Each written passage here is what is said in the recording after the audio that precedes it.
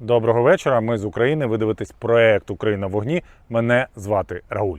В одном из выпусков мы уже говорили, что нельзя воспринимать россиян с точки зрения антропоморфизма. Это одна из главных ошибок украинцев и мирового сообщества. Как только мы об этом забываем, гибнут люди. Ракетный удар по Виннице. 3 ракеты «Калибр» попали в дом офицеров, офисное здание и парковку. На данный момент известно о 23 погибших, среди них 3 детей. Более 70 пострадавших госпитализировано и 40 числятся без вести пропавшими, что, как вы понимаете, всего лишь эвфемизм. Они не потерялись в горах, их просто разобрало на молекулы. На парковке сгорело 50 автомобилей, некоторые из них с людьми. Министерство обороны Российской Федерации никак не прокомментировало этот удар, что в первую очередь говорит о том, что для них это малозначимый эпизод, который вполне себе вписывается в военные традиции российской армии. Вместо военных горнов над кровавой бойней мы услышали лишь крики стервятников в лице пропагандистки и заслуженной гарпии России Маргариты Симоньян. Цитирую. Спросила у Министерства обороны, куда ударили по Виннице. Ответ. В дом офицеров, там был временный пункт размещения нациков. И фото прислали. Публикую, как прислали. То, что дом офицеров это не военный объект, а дом культуры для военных, куда приходят не только военные, Маргарита упомянуть забыла. Я прекрасно понимаю молчание Министерства обороны Российской Федерации. Стоимость одной ракеты «Калибр» 6,5 миллионов долларов. Услуги подводной лодки и экипажа, которые осуществляли запуск с акватории Черного моря, тоже не бесплатны. Какого же результата добились российские военные, потратив более 20 миллионов долларов? Частично разрушили несколько гражданских зданий, убили по всей вероятности не менее 60 человек и сожгли на паркинге 50 легковых гражданских автомобилей. Почему я уверен, что никакой штаб ЗСУ или тайный склад хаймарсов не были уничтожены в Виннице? Вернее, не уверен, почему я так думаю. Все верно, именно потому что молчит Министерство обороны России. Впрочем, пока я готовил сюжет, военное ведомство таки исторгло из себя объяснение. Оказывается, было совещание командования украинских ВВС с представителями иностранных поставщиков вооружений. Все участники совещания уничтожены. Объяснение, кстати, очень продуманное. Ведь ранее Россия не раз утверждала, что уничтожила всю авиацию Украины. И вот, пожалуйста, снова взялись за свое, закупают самолеты. Такое объяснение никак не оправдывает убийство мирных жителей. Относительно командования ВВС следим за новостями. Я не буду проклинать российскую армию или россиян, которые пишут прямо сейчас в соцсетях про месть за Новую Каховку, которую они оккупировали всего несколько месяцев назад, но там уже как бы исконная русская земля.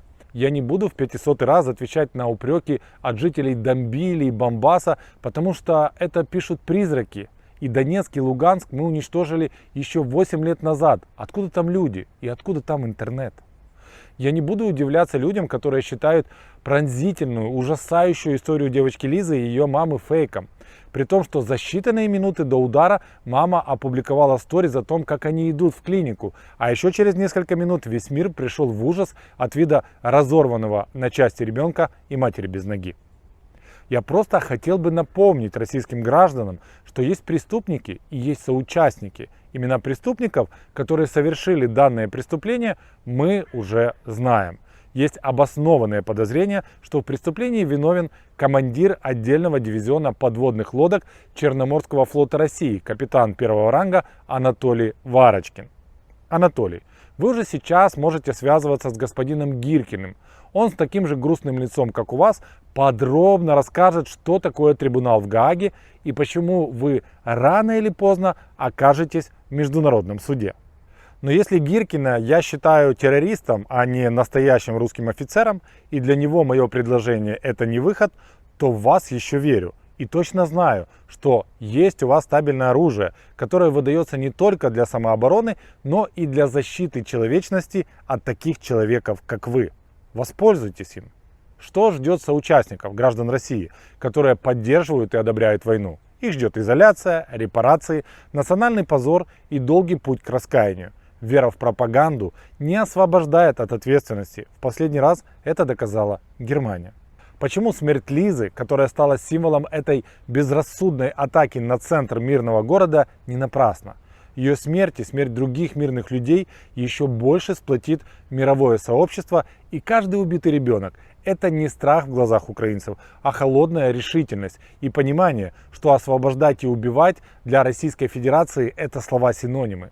Каждый убитый украинский ребенок – это не только решительность родителей, но и дополнительные хаймарсы, ударные беспилотники и самолеты для ЗСУ.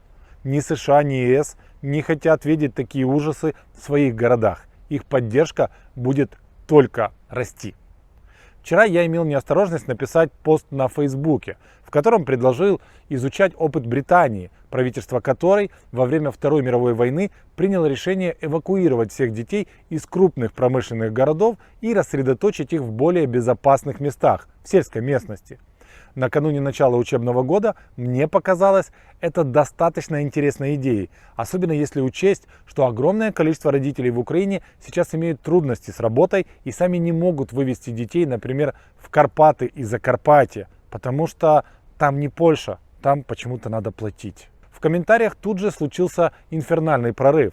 И я понял, что пора внести ясность во многие вопросы и проартикулировать свою позицию максимально ясно, прагматично и без лишних эмоций. Начну с того, что, по моему мнению, атака на Винницу не была акцией устрашения со стороны России. Российские военные не охотились за девочкой Лизой. Они вообще не охотятся на украинских детей. Не охотятся не по причине того, что это добрые дяди, которые чтят кодекс самурая. Не охотятся, потому что это нерентабельно. У них нет столько ракет, и они дорогие. Тем не менее, это никак не снимает ответственности с военного и политического руководства России по очень простой причине. Для них убийство детей – это всего лишь приемлемые сопутствующие потери. И если в погоне за мифическими нациками придется уничтожить поликлинику или роддом, то так тому и быть. Министерство обороны Российской Федерации одобряет. И, разумеется, это военное преступление. Россия после Чеченской войны считает, что победителей не судят, и после победы можно будет просто разровнять людей вместе со строительным мусором и построить дворец для очередного Кадырова. Россия ошибается. Она не выиграет в этой войне, даже если захватит всю территорию Украины, и особенно если захватит всю территорию Украины. Я точно знаю, что российские элиты уже поняли и приняли этот простой факт. Единственный путь к спасению – отстранение Путина от власти, иначе России просто не станет. Но это уже в принципе проблемы российских элит. Как сообщил внештатный корреспондент BBC, во время воздушной тревоги в Виннице, в центре города, никто не обратил на нее внимания, и люди продолжали заниматься своими делами. От себя добавлю, это сплошь и рядом происходит во всех условно-тыловых городах Украины. Огромное количество людей игнорируют сигналы тревоги. Я, как и многие украинцы, с достаточной долей фатализма отношусь к ракетным ударам по Киеву. И в награду имел честь наблюдать пролет крылатой ракеты прямо над своим домом.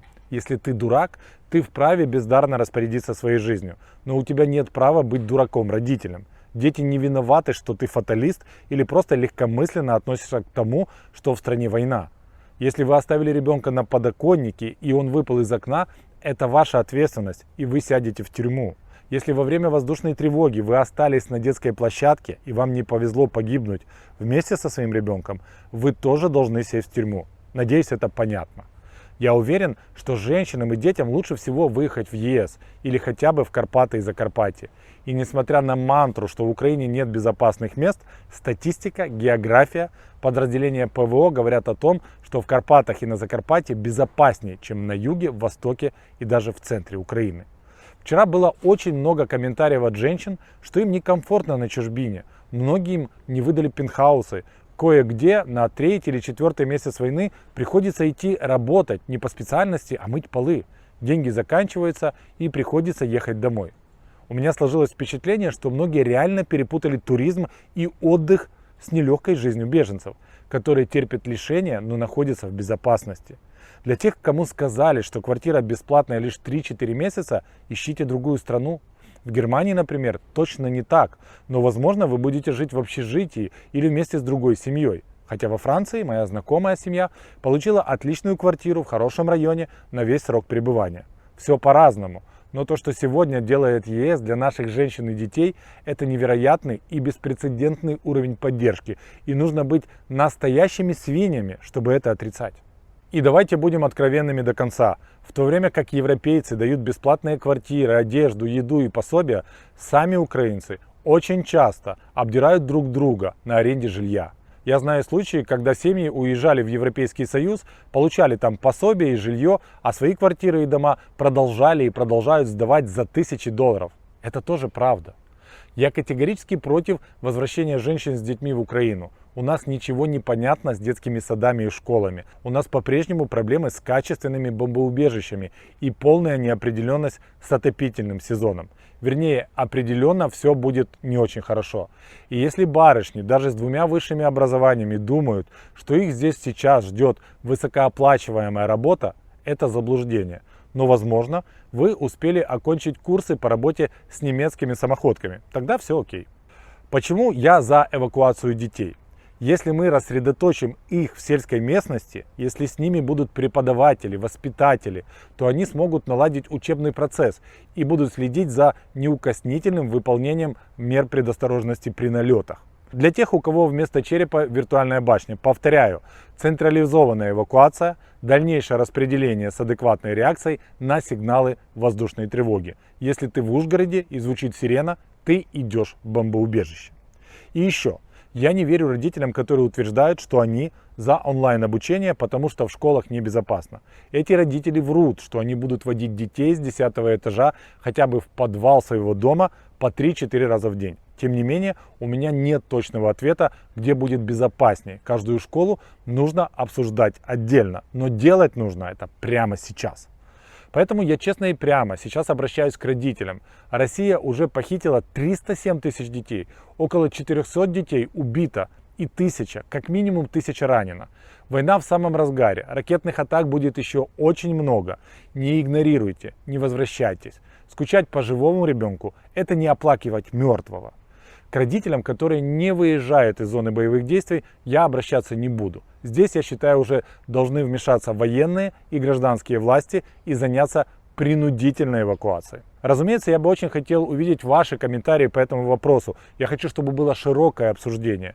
И помните, мы обсуждаем проблему, а не друг друга. И да, у меня есть ребенок, и с первой недели войны вместе со своей мамой он находится на территории ЕС. Живой, ходит в садик, радуется жизни. Я скучаю, но мой эгоизм никак не повлияет на уровень безопасности, который я планирую гарантировать семье до самого окончания войны. И не просто планирую, я обязан это сделать для них. А теперь переходим к новостям Аркастана и окрестностей, потому что о враге нужно знать все. Международное рейтинговое агентство Moody's объявило Лукашенко мудаком и заявило, что выплаты по внешнему долгу Беларуси в местных рупиях являются дефолтом. Как по мне, абсолютно ожидаемый результат работы видного представителя Витебской экономической школы. Чего еще можно было ожидать от крахмала Питека? Я уверен, что если бы поручили Лукашенко обменивать у инопланетян килограмм картофеля на килограмм золота, к концу года он бы все равно закончил бы дефолтом. Потому что провалил бы производство спичек, или склад сгорел, а может просто задолбал бы своими теориями даже расу гранитных камней с безграничным терпением. А я сейчас вам покажу, откуда на Беларусь готовилось нападение.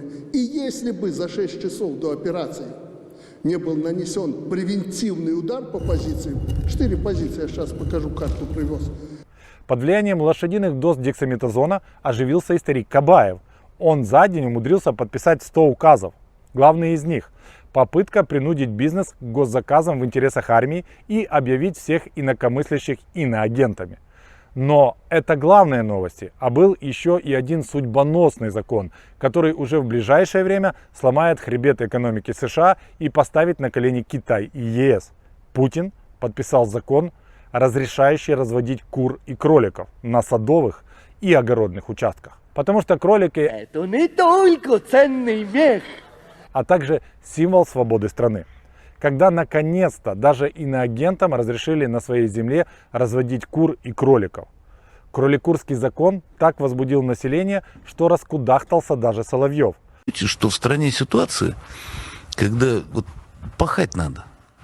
Вот как верховный главнокомандующий, как рабы на галерах, как святой Франциск, возделывающий свой надел.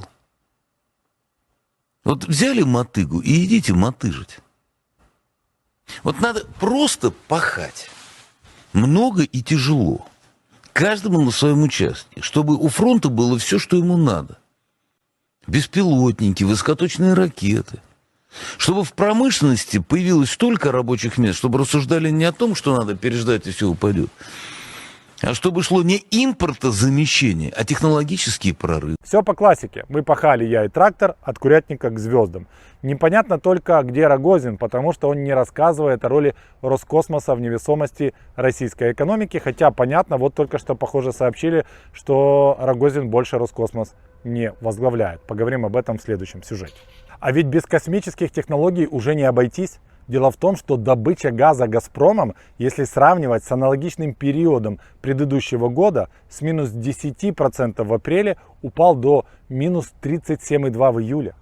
И это еще наша авиация не начала бомбить месторождения, а Евросоюз не перезаключил контракты с новыми поставщиками и не включил первую космическую по переходу на водород. А это вопрос решенный. Население России уже отреагировало на законы, статистику и призывы пропагандистов пахать. Первыми откликнулись работники аэропорта Домодедово.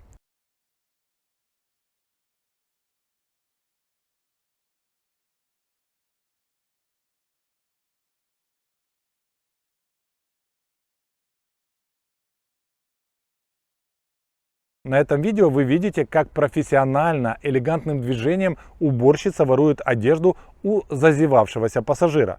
Далее эстафету берет грузчик из Шереметьево, который украл из чемодана пассажира 21 миллион рублей.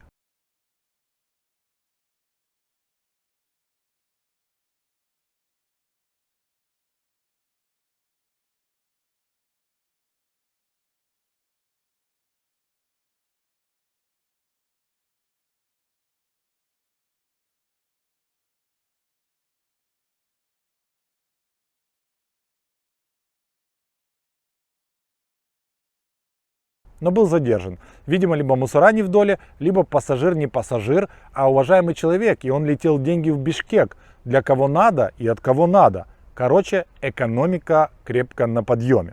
Честно говоря, я думал, что Россия начнет сыпаться чуть позже и не так масштабно, как это происходит сейчас.